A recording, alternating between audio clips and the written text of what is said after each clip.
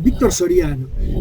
A Víctor Soriano también lo conocí, pero con mayor distancia, o sea, no tuve el trato frecuente que tenía con Hassan porque trabajamos en el mismo edificio,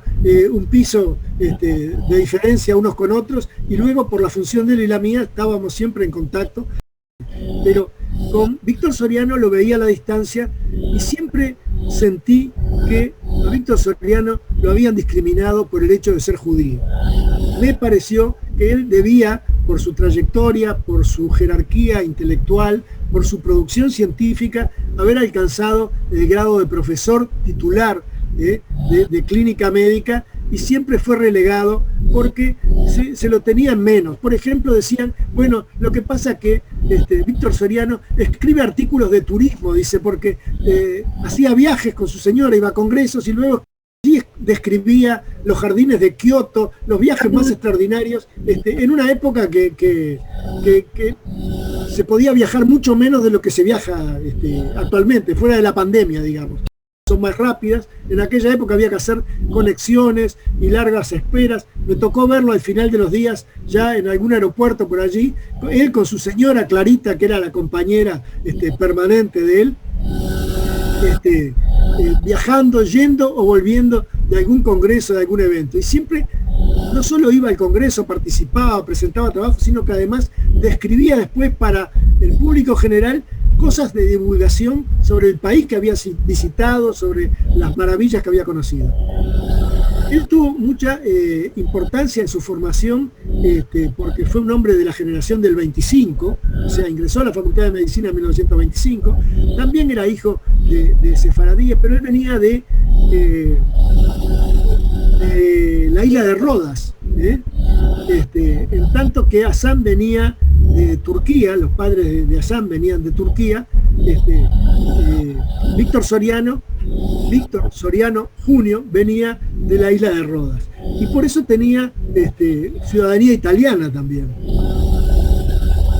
Si no hubiera sido por eso, hubiera llegado a ser presidente de la República, porque era muy amigo del general Óscar Diego Gestido, que lo invitó a ser vicepresidente de él, y él no pudo aceptar porque no era ciudadano natural, que es la condición que la Constitución fija para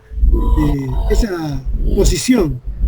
En una casa que es emblemática, que es una joya de la arquitectura, en la calle Buenos Aires, es una de las casas más distinguidas que hay en la calle de Buenos Aires, que fue además un centro cultural, porque él allí reunía a sus amigos, hacían peñas literario-musicales, discusiones científicas, y tenía una cantidad de ámbitos en los cuales reflejaba su conocimiento y además su humanidad. Un hombre de enorme humildad, que trabajaba mucho por los más pobres también, atendía gratuitamente a mucha gente de la zona, de la comunidad sefaradí de aquel tiempo, pero después contribuyó también con la iglesia, con la sinagoga sefaradí tan linda que está en la calle de Buenos Aires, que es una joya arquitectónica, y tuvo una gran vinculación internacional. La formación de él era en clínica médica, pero también en el Instituto de Neurología. En el Instituto de Neurología fue de los primeros jefes de clínica junto con Carlos María Fosalva y con Bernardino Rodríguez. O sea,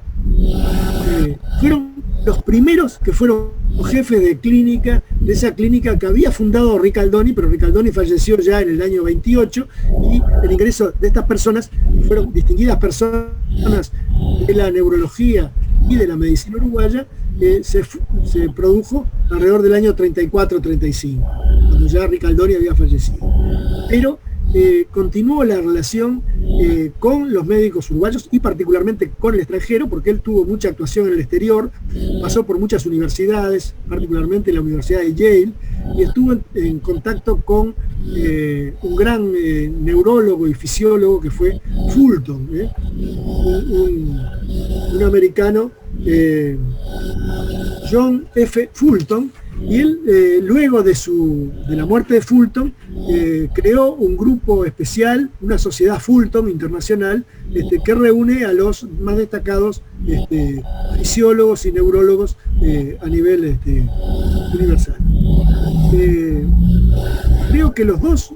tanto Azán como Víctor Soriano contribuyeron en gran forma a lo que fue el desarrollo de la Facultad de Medicina. Soriano llegó a ser profesor libre de la Facultad de Medicina, que era un título honorífico, o sea, era una posición honoraria donde los estudiantes iban si elegían el servicio de él. Pero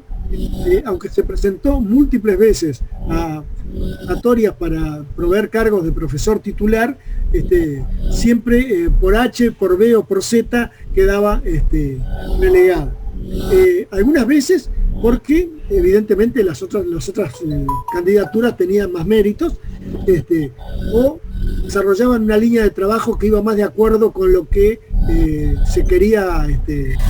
para el desarrollo futuro de esa especialidad, particularmente la neurología. O sea, cuando él concursó, se presentó al llamado para ser profesor de neurología,